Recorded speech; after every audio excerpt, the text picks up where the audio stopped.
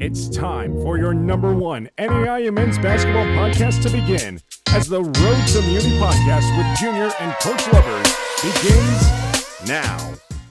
Hello, NAIA Hoops Nation, and welcome to the Road to Muni podcast, the last one of 2024, and I feel like this year's flown by, but we're already basically at the midway point here of the season, and as you look back at the first, quote-unquote first half of the season, there's a lot of, obviously a lot of action, but a lot of fun things to look back on, Coach, and I know that as we've been watching these games, it's kind of cool to see. I think just the overall point, just watching how good NAIA basketball still is. Even though, again, we've called this out a couple of times, but even with all the players we've lost the last couple of years to graduation and even to the D1 level, the NAIA basketball is still a pretty good product.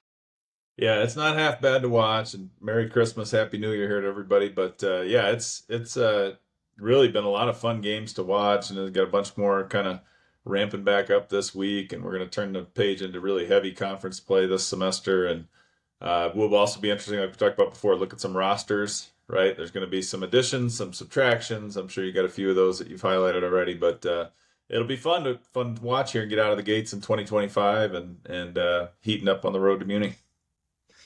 Yeah, nope. It's that's kind of where we're at. The semester change is over. The road to Muni gets more important here. It's I think you start to also you're trying to go one game at a time, but you're also for us we're seeing a better picture of maybe the teams that have a legit chance of making it to obviously the first off the NAIA national tournament, and then from there it'll be figured out who can make it to Kansas City. But so you look across the board, I think we'll go through some of the stat leaders here. I think that's a good way to start.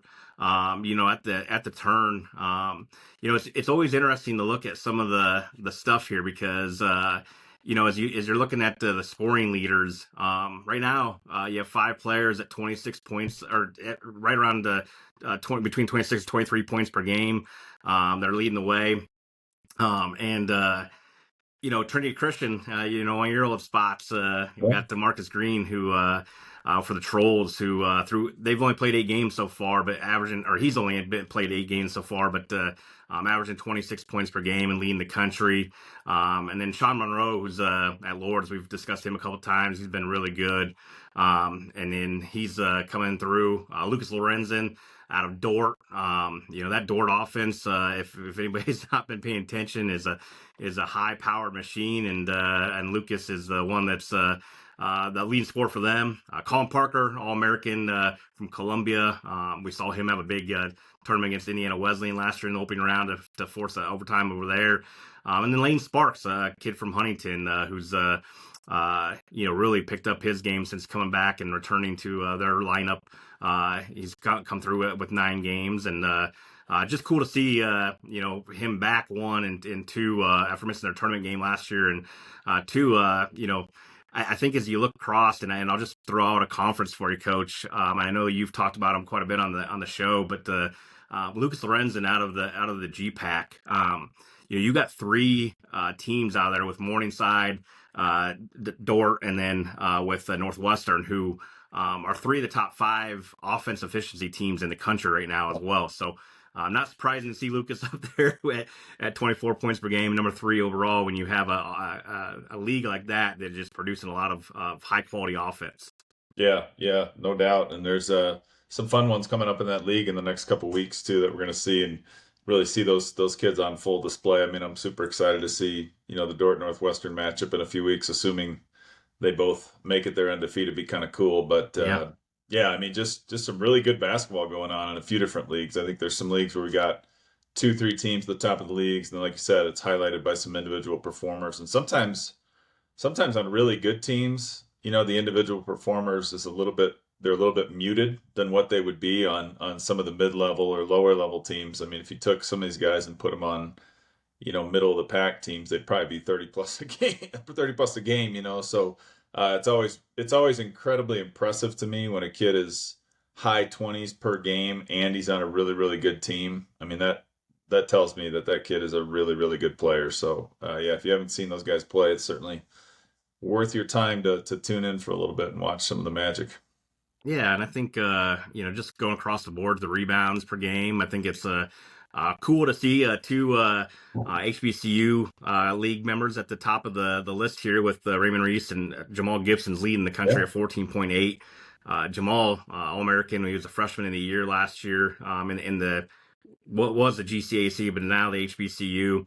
I'll be honest with you, Coach. I don't know if you got to see him play much, but he almost went for 30 and 30 the other night. At 31 points, I think 27 rebounds. That's awesome. Just a heck of a game. Yeah. Anytime you can put up 27 rebounds in a game. But yeah, Listen, it's either one of those stats by themselves would be great, but I mean the kid to do it in the same game. I mean, what an unbelievable performance, and yeah, it's been a fun league to watch too.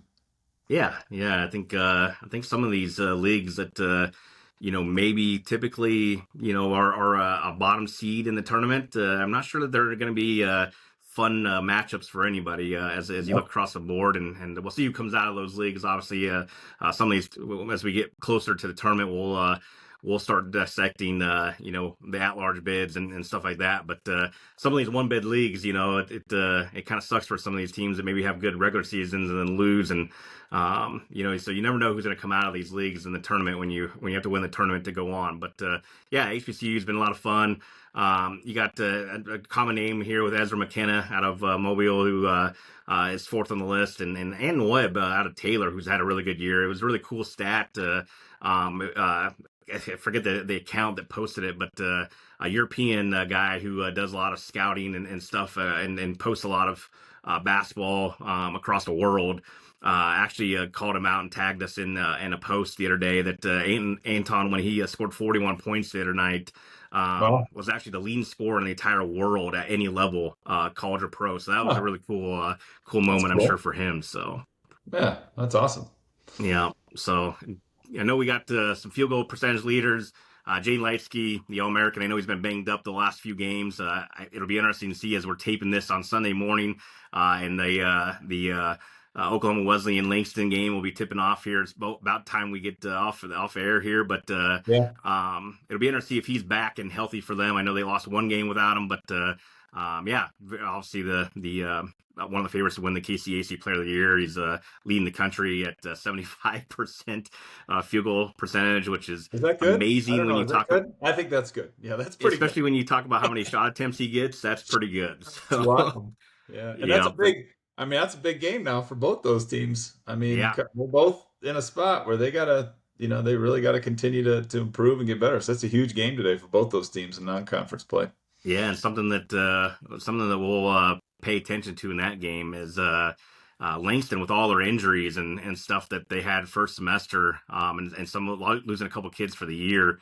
I wonder if they won't be popping up with a couple of kids in that Well, game. So I wouldn't doubt if there's a few new faces on the Langston roster that so impact results. So yep. So as you're watching this, if you're watching this game or watching this episode, and obviously this will be airing after that fact, but it's um, it's one of those things where as a coach, you walk out after the break and you really don't want to have many of these moments, but sometimes you look out there and go, who in the world is that kid? You know what I mean? Or like, not only who is that kid, or who it is, even worse, and you're like, oh my gosh, I had no idea they got them, or that kind of thing, and the other coach is over there, with a little grin on his face. So those are the fun moments you get at the NAIA level too, as you oh turn yeah. turn the Well, calendar. I'll tell you, we had a couple of them. I'll just tell you a quick story about the JUCO. When I was a JUCO assistant coach, there was a kid that showed up a semester, got eligible, and we didn't have him on the scout report. And my boss at the time looked Oh, at he me didn't and have was like, "You don't have him on the scout." I was like, "Coach, he hasn't played a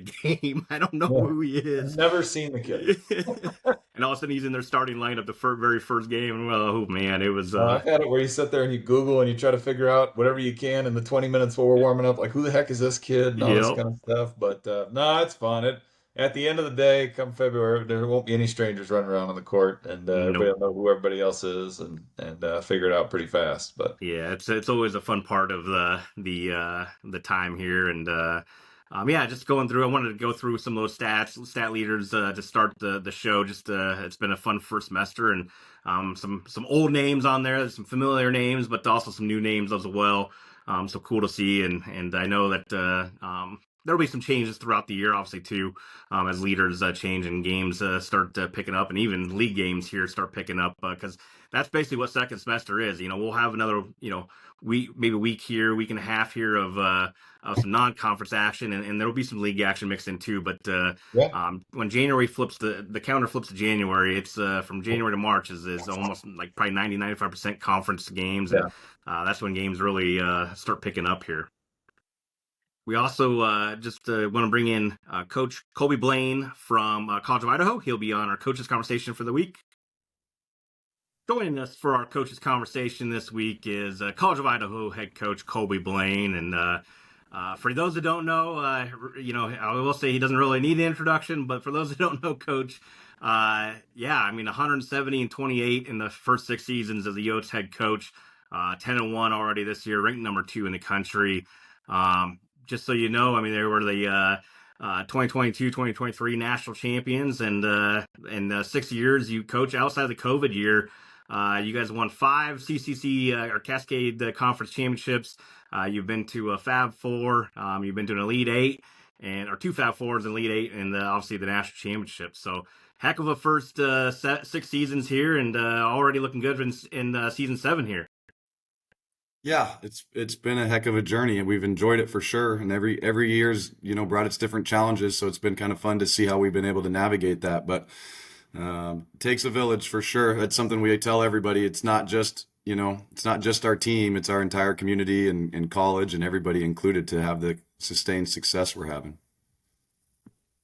Yeah, and I think just building off of what you just said, it's always fascinating up there, because I know you guys always, not just you guys but the entire league seems to have good attendance and good fan bases, and it's really cool to see up there. But it's also really fun to always you guys have been able to get a lot of like Gatorade Players of the Year in different states, and it's just really fun to see some of the players you guys are able to snag. And I just think it's an area up there, and maybe you can elaborate on. I know you're out recruiting right now on a trip, but you guys are able to kind of snag some of these guys that maybe in other states or even other regions of the United States that are tougher to get. And it's always cool to see Gatorade Players of the Year or even state Players of the Year end up on some of those rosters up there.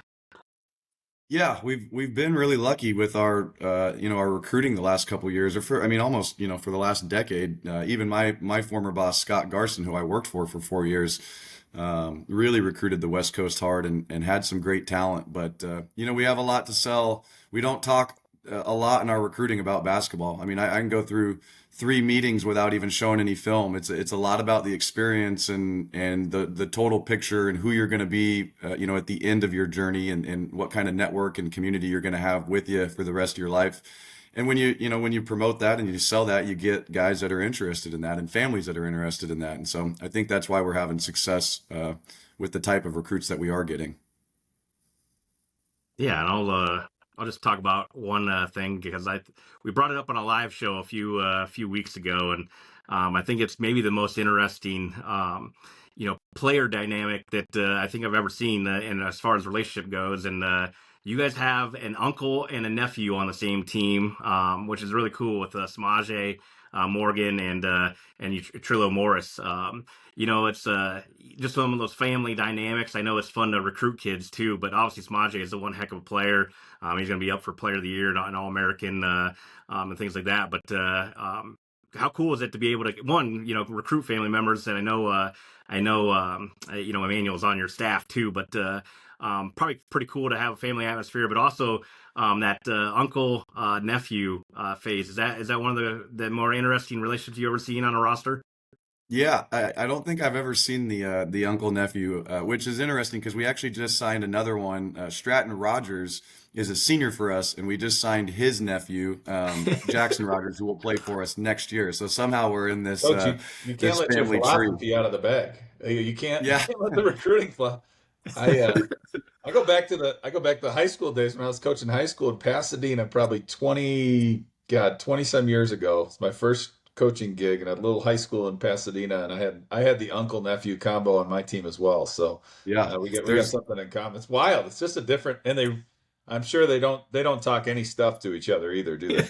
Yeah. Well, what's been nice is Utrillo is defensive minded, and so it's been nice for Samaje to have somebody to come in here and just like they were on the playground, in seventh grade and fifth grade, and have somebody to push them for sure. But That's the awesome. Samaje, his whole family's motto is to keep the family tight, and that's exactly what they're doing. They're all enjoying each other's experience together, and it's not. I mean, when you break down championship teams, it comes down to trust and being interconnected, and what better than having family members who have gone through it all together? They can get through the tough times together and enjoy the good times.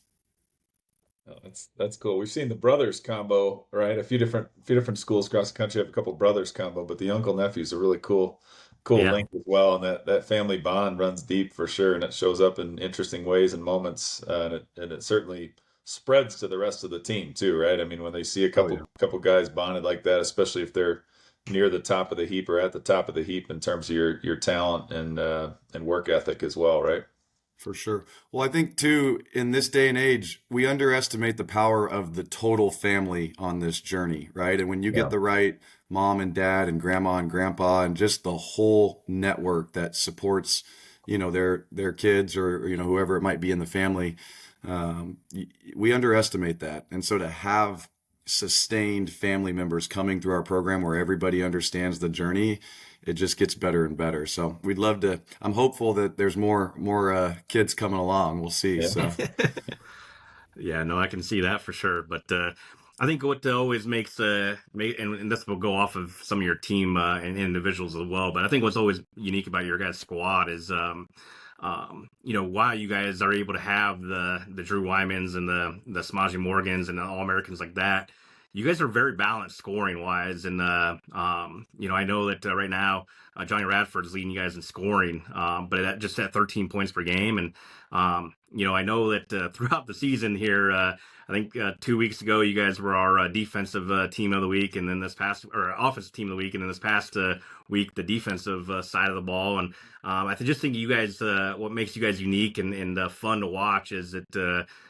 You guys not only just play defense, but when your offense is clicking, you're making yourselves very, very tough to beat, as you've seen here over the last few weeks here at 10-1 overall. yeah, well, I think two big things. One is, we don't focus a ton on the individual. Like, Johnny Radford's playing as good a basketball as he has in his entire career. His statistics are off the charts. I Yeah. think he's a 50, 40, 90 guy, right in that realm there. And he's the focus of our scouting reports every night. So for him to be able to do that just shows you his maturity. But we don't talk about Johnny Radford, specifically in our game plans. What we talk about a lot is we want to play 200 confident minutes. There's, 5 spots, 40 minutes per spot to play. And every minute that is being played, no matter who's playing it, we want it to be a confident, aggressive, impactful minute, right? And so if it's Johnny's night, some teams do a good job at taking him away and slowing him down. Well, if that's the case, well then, let's look at going to Drew Wyman or Samaje Morgan. And then you have, Tyler Robinette, who, if you remember at the national tournament, when we won the tournament 2 years ago, he opens up the Final Four in the national championship game with 2 back-to-back threes. So now you have this other threat. So it's just getting every guy to play aggressive in their minutes, and it's not worrying about whose night it is for any guy. It'll, as the season goes on, they all know that it'll be their night at some point. And then defensively, I have been very, very pleased. If you look at our stats, this is by far the best defensive team we've had in my time so far, and we've had some dang good defensive teams. So I'm very excited to see where we can push this thing the next half of the league here. And it's interesting, Coach. You might see a little bit more of this as you get into conference play, just looking at scores and results and things like that. There's obviously a ton that goes into that, but you guys are finding your way into mostly double-digit wins throughout this season, right? And you got the one close game early on to Masters that you got clipped in, and then the other close game recently, Oregon Tech, right? 8, I guess, close within 8 points, right?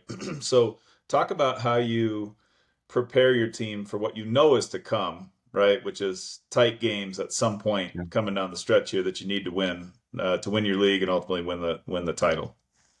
Yeah, we've had our scores definitely have been close to those double digits, but we've had some good games. Oregon Tech was a good game where we had to make some plays with 4 minutes to go, 3 minutes to go, and so that was nice. When we got in the locker room after, we were like, hey, we needed that. The Masters gave us a great chance to feel like what it was like to be down in the second half, and we made it a push right at the end. And so we have had some good opportunities to learn.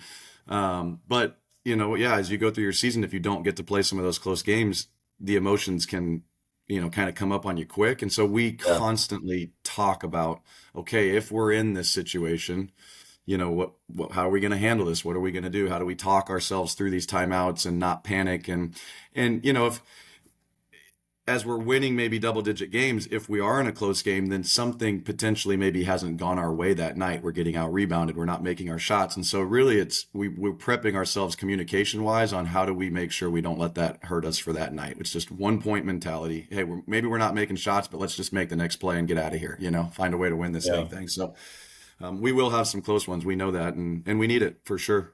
Yeah, yeah. And some people listen to this may or may not know, parents may or may not know, right? How much work goes into preparing for those moments, right? It's not like you just take a timeout with 30 seconds to go and you grab the whiteboard and drum something up. Those are things that you've worked on repeatedly over and over and over again, simulated in practice, 2 minute games, whatever it is you do in your vernacular. But I always think that's fun sometimes for people to realize that practice isn't just recess, right? I mean, this is it's Yeah. highly intense, and it's the amount of prep that goes into getting ready for all those moments that might only show up one time, right? Like I was watching the Gonzaga UCLA game last night, right?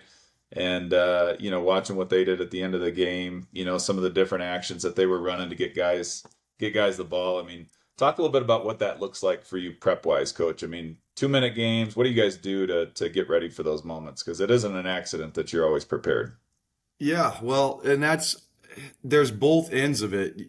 For example, there are a lot of times where we're playing with a lead. And so what does that look like? Yeah, We have a lot of press breaks, like we yeah, have multiple press breaks because you got to get the ball in bounds and they're going to trap you or they're going to foul you. And how do you get your right guys in the right situations? And so, that's one end of it that I feel very comfortable in over the last couple of years that we've created a lot of press break, type deals. And then, you got to have some quick score options if you are down. And when do you start trying to, with a good defense, when do you start trying to, push the envelope if you are down? Do you just play solid defense? Do you try to trap? And so we do between now and March, we will spend at least 10 minutes in a practice once a week working on some type of end of game situation because every year comes down to one big play. Even if it's not, you might win the national championship, but maybe like Freed Hardman won, they beat the Masters, I think, in the Sweet 16 by 1 point last year, right? So that was yeah, their game. They had to be ready for that moment.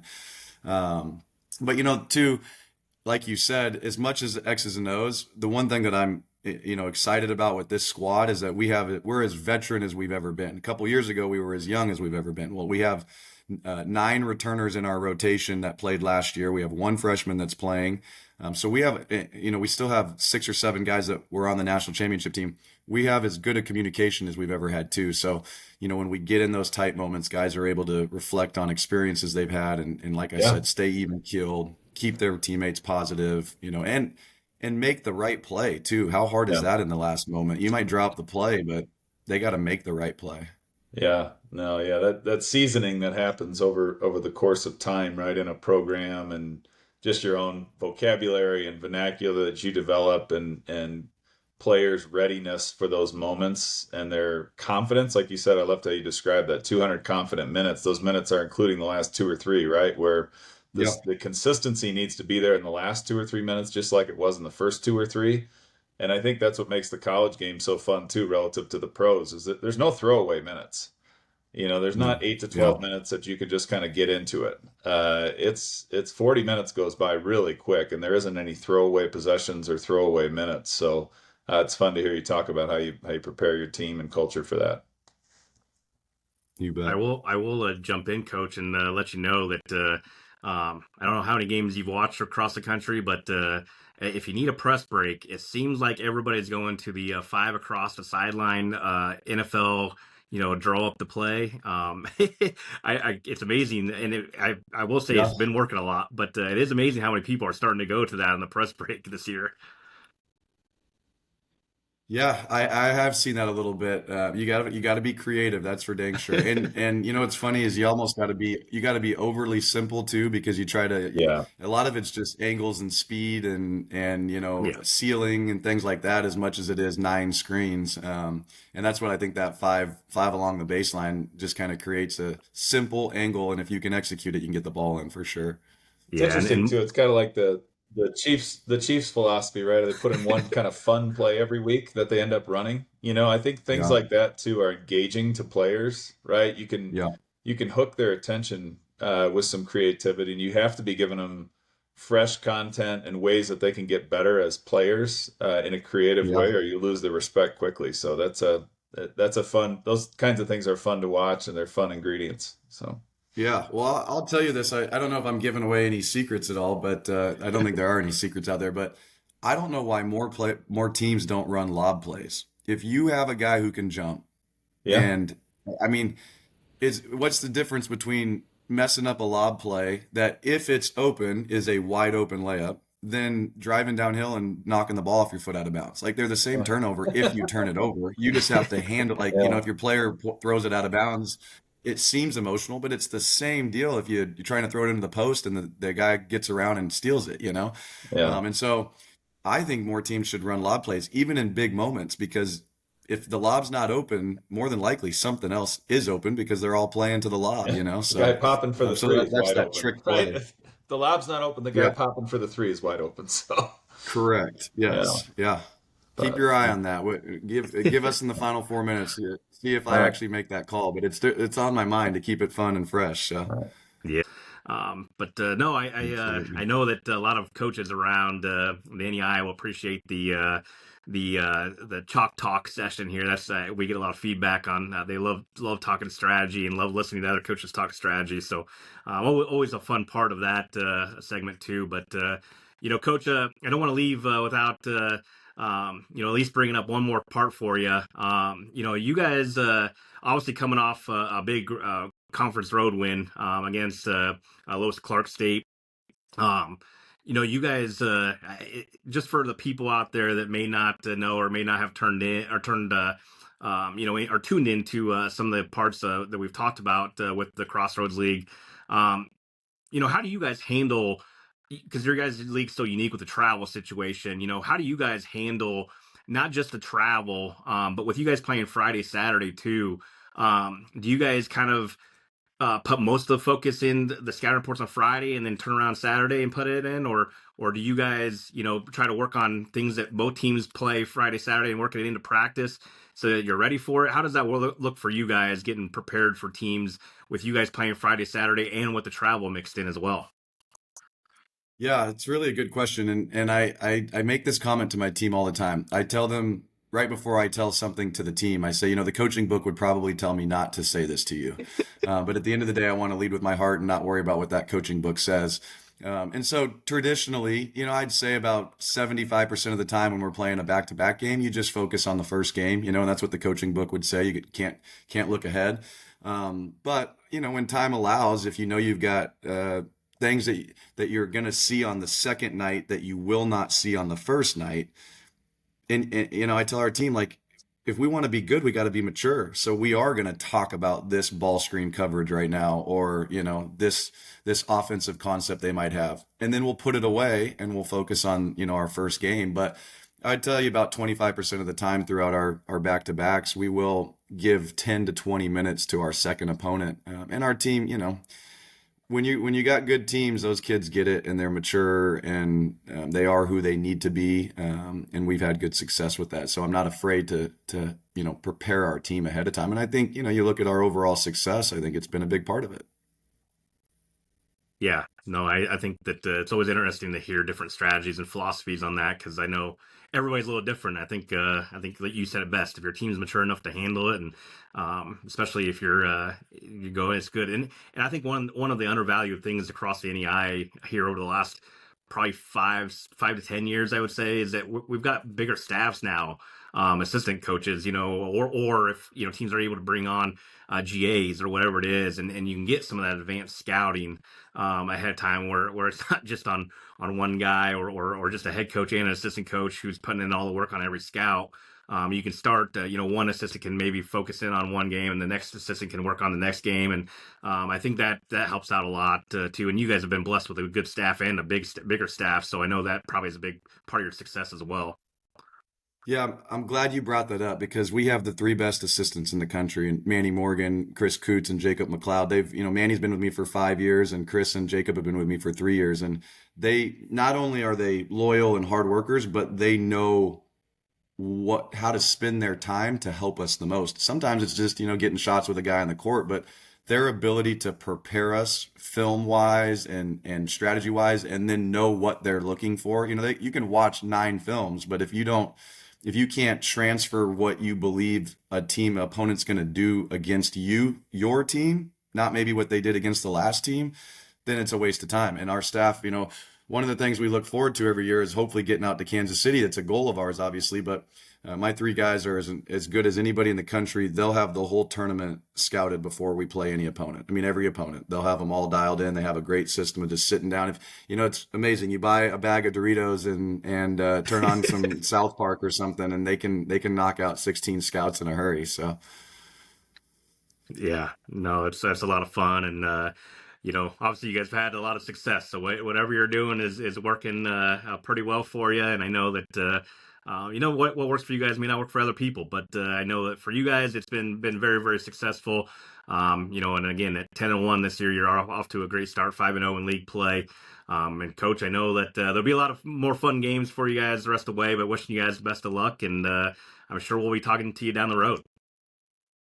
You bet. I appreciate it. Definitely going to be a great second half of the year and some big games ahead for everybody. So looking forward to seeing how this all filters out for sure.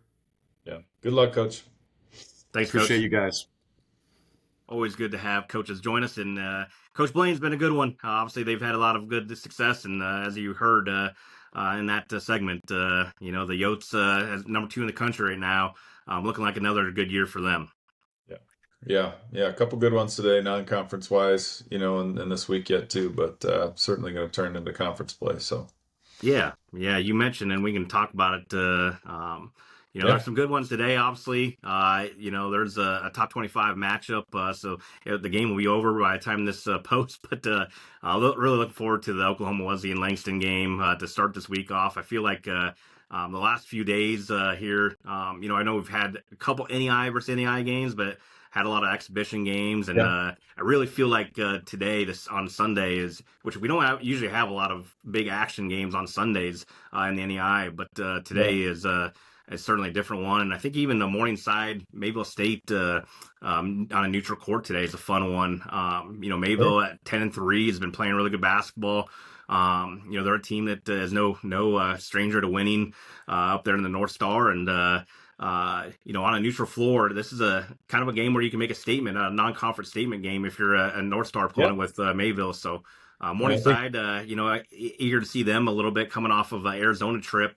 I know they've had about a week before a week off since playing that game, but are playing those games, but still to travel and then getting back and then the holiday. And I'm always interested to see how teams rebound from some of those stuff. So yeah, another one I'm looking at tomorrow is that Bethel Cornerstone game tomorrow. Bethel coming off 2 losses in Florida for Memorial and Ave, sitting at the top of the crossroads, but coming off those 2 losses, they want to get back to right before they get back going in the Crossroads League. And then a Cornerstone team that has shown some flashes, and it's a really good opportunity for them in a cross-conference matchup like that going on tomorrow, I believe, is that game. So yeah, no, I think there's a lot of games here coming up here that's this week, and I think one of the fun parts, and I'll go back to Bethel real quick. Bethel, I know they've been waiting on a couple kids to get back too, so I'm eager to see that game to see if they are fully back. I know a couple of them were injured. I don't know if what that timing is for their return, but I know they were down 3 players at one point, but they were winning without those guys, so it's not something that wasn't happening before that. So. Yeah, and that can certainly influence a little bit. And at the same time, when it comes to ARC ratings and all that kind of stuff, they're really just looking at those win-loss totals, and everybody's got things they're battling, and there's sometimes you can't overcome that stuff, and it is what it is, and that'll certainly affect results. So hopefully they can get back get back going there and get ready for Crossroads play. And yeah, some good ones later in the week as well. So, Yeah, I think just turning the page Thursday, January 2nd, the Heart America is back playing, and I think Graceland at Baker.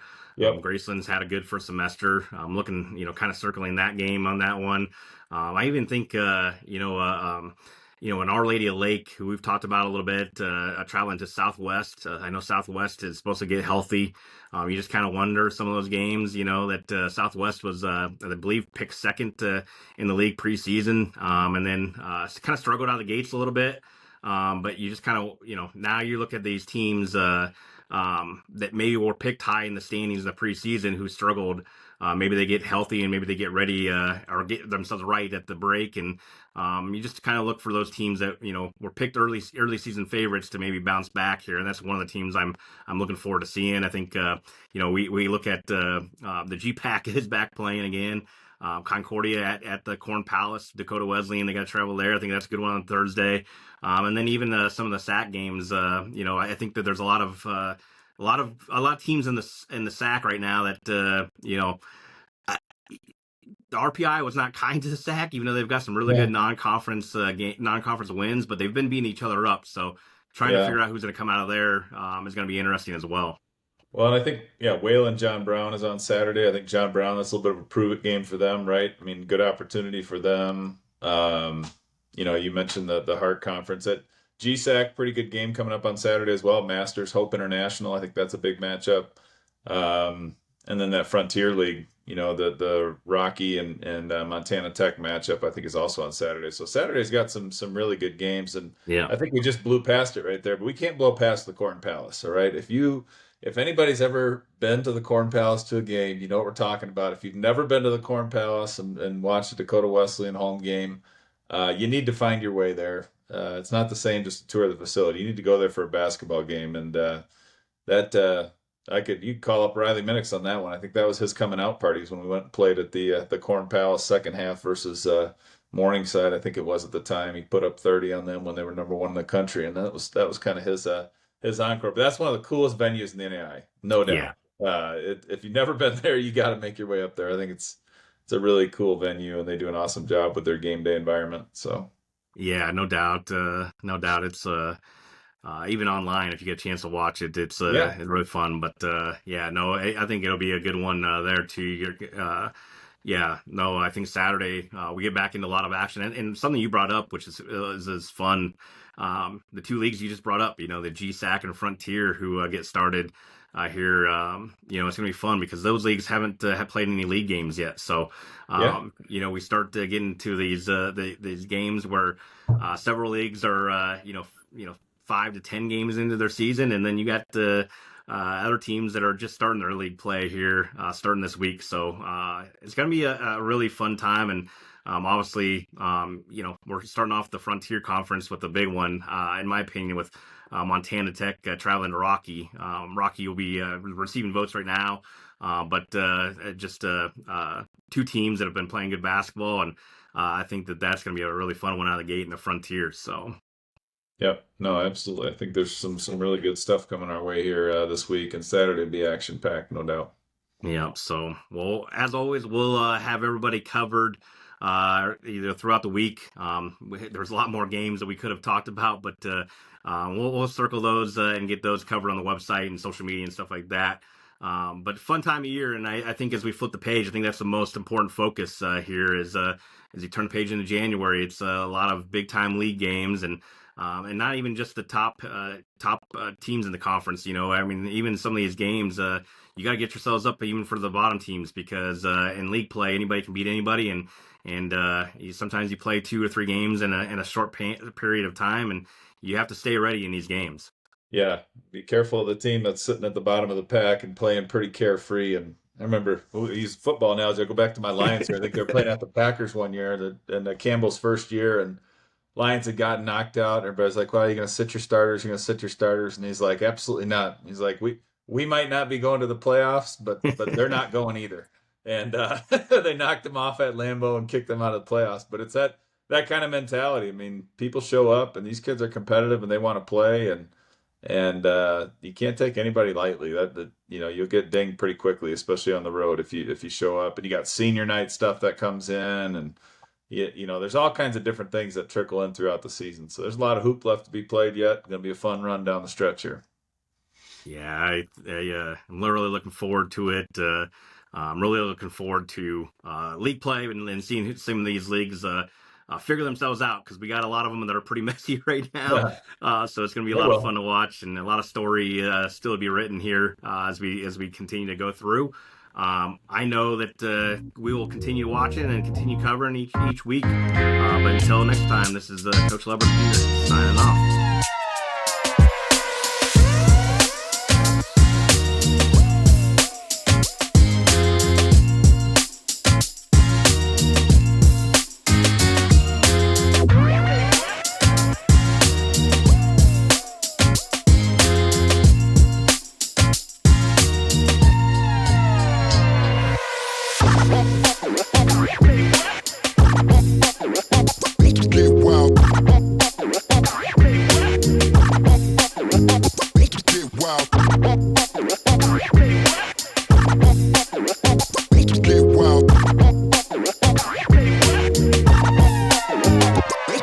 Wow.